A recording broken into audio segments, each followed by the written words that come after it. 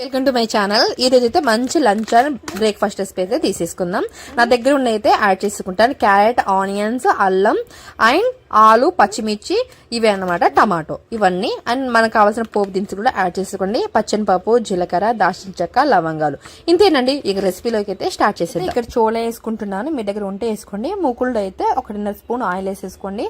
So మనం వేసుకున్న పప్పు దినుసులు అన్ని వేసేసి చక్కగా ఫ్రై చేసుకోండి. తర్వాత అల్లం వెల్లుల్లి పేస్ట్, కరివేపాకు అన్ని వేసుకొని అది కూడా పచ్చివాసన పోయేంత వరకు వేయించుకుంటే సరిపోతుంది.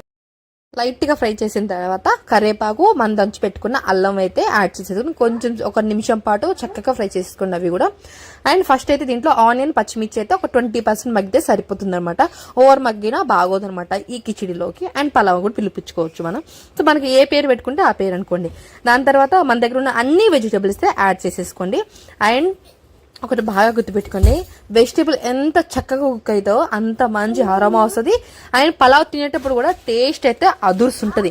అండ్ దీని మీద నెయ్యి వేసుకుని తింటే ఇంకా బాగుంటుంది. అండ్ రైతా కానీ లేకపోతే కారపొడి ఏమైనా పచ్చళ్ళు ఉన్నా సూపర్ ఉంటుంది అనమాట. మీ దగ్గర ఉన్న దాన్ని బట్టి వేసుకోండి. ఏమీ లేకున్నా నెయ్యి అయినా లేకపోతే అసలు ఉట్టిగా వేసుకున్నా సరే, చాలా బాగుంటుంది అనమాట.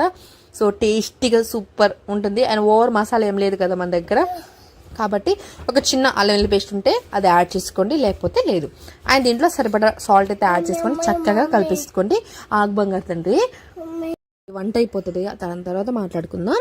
సో మనం 1 గ్లాస్ రైస్ తీసుకుంటున్నాం కదా, దానికి 1.5 గ్లాస్ వాటర్ వేసుకుంటే సరిపోతుంది. ఓకేనా నాన్న?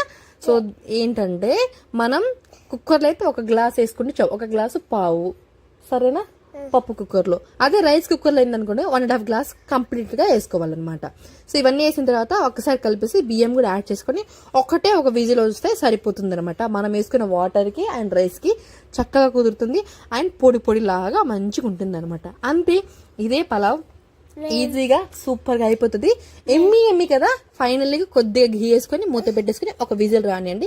అంతే, టమాటాలు అన్ని చక్కగా కుక్ అవుతాయి. సో ఫైనల్ లుక్ అయితే చూసేయండి నాన్న. తిన్నావు కదా, ఎలా ఉంది? సూపర్ కదా. సూపర్ చెప్పు. సూపర్.